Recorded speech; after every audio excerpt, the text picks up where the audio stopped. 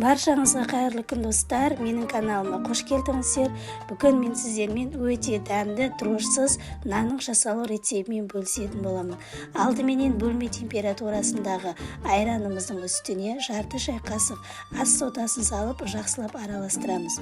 Осы кезде біздің айранымыз бен содамыз араласып реакция жүріп, көріп тұрғандарыңыздай осылай көпіршік пайда болады. Және оның үстінен жарты шай қасық тұзымызды салып, жақсылап барлығын біркелкі араластыратын боламыз. Міне осылай араластырып болғаннан кейін алдын ала електен өткізілген ұнымыздың үстіне бір шай қасық қамыр қопсытқыш, яғни разрах ретелімізді салып, онымен бірге жақсылап араластырамыз. Осылай араластырып болғаннан кейін жаңағы айранымыздың үстіне ұнымызды салып, жұмсақ етіп қамыр илейтін боламыз. Бастапқы кезде біздің қамырымыз жұмсақ, қолға жабысқыш қамыр болады. Ешқандай артық ұн салмай жақсылап қамырымызды илеп алатын боламыз.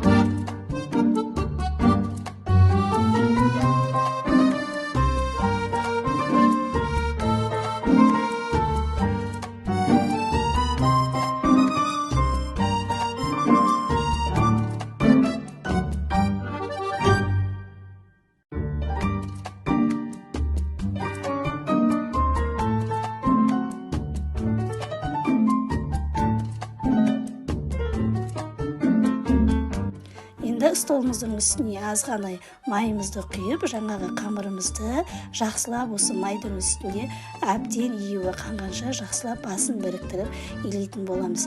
Міне көріп тұрғандарыңыздай бізде осындай өте жұмсақ, нәзік болып қамыр иленеді. Дәл осылай илеп қамырымызды кез келген формаға келтіріп аламыз. Егер дөңгелек жасасаңыздар да болады. Мен енді осындай сопақша етіп формасына келтіріп алдым.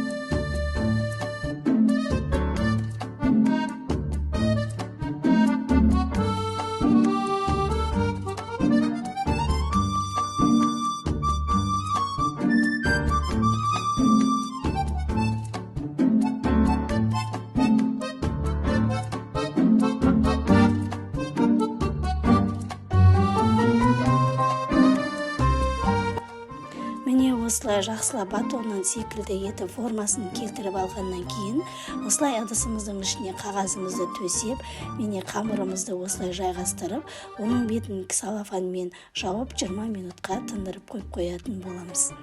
Құрметті достар, егер менің каналыма тіркелмеген болсаңыздар, міндетті түрде каналыма тіркеле кетіңіздер және достарыңызбен бөлісуді ұмытпаңыздар. 20 минут уақыт аралығынан кейін міне осылай целлофанымызды алып, оның бетін көріп тұрғандарыңыздай менде осындай строительный щетка болды. Осындай щетканы арнап қойсаңыздар болады. Жаңа күйінде сатып алып, мен осындай бетіне жағуға арнап қойғанмын. Себебі бетіне жаққан кезде бетінде ешқандай сызаттары түспей бір тегіс етіп жағылатын болады. Ал егер силиконовый щеткамен жақсаңыздар, бетінде ұзын-ұзын болып сызаттар пайда болып қалады. Міне осылай айранымызды барлық жеріне жақып болғаннан кейін пышақтың көлемімен осылай бір тегіс етіп әдемілеп кесіп шығамыз. Және оның бетіне қалауымызша әртүрлі дәнді сепсеңіздер болады. Мен енді кунжут сеуіп шықтым. Сеппе жасасаңыздар да болады. Міне осылай кунжутымды сеуіп, алдын ала қызып тұрған пешімізде 180 градуста 20-25 минут көлемінде пісіріп аламыз. Енді өздеріңіздің пештеріңіздің пісу уақытына қарай пісіріп аласыздар. Міне сонымен менің дрожжсыз жасалған наным дайын болды, пісіп шықты. Осындай зубочистканың көмегімен тесіп, арасын піскен-піспеген тексеріп шықсаңыздар болады. Көріп тұрғандарыңыздай өте әдемі болып көпсіп, асты да беті де өте әдемі бір келкі болып пісіп шығады. Қазір сіздермен бірге бөліп, бұның дәмін көретін боламыз. Көріп тұрғандарыңыздай біздің дрожжсыз нанымыз өте әдемі болып пісіп шықты. Сіздер де дәл осы рецепт бойынша үй жағдайында жасап көрсеңіздер болады. Дәмі өте керемет болып шығады. Сіздер де дәл осы рецептпен жасап көріңіздер және достарыңызбен бөлісуді ұмытпаңыздар. Менің YouTube каналыма тіркеле кетіңіздер. Баршаңызға ас болсын. Сіздермен бірге болған Алтынай.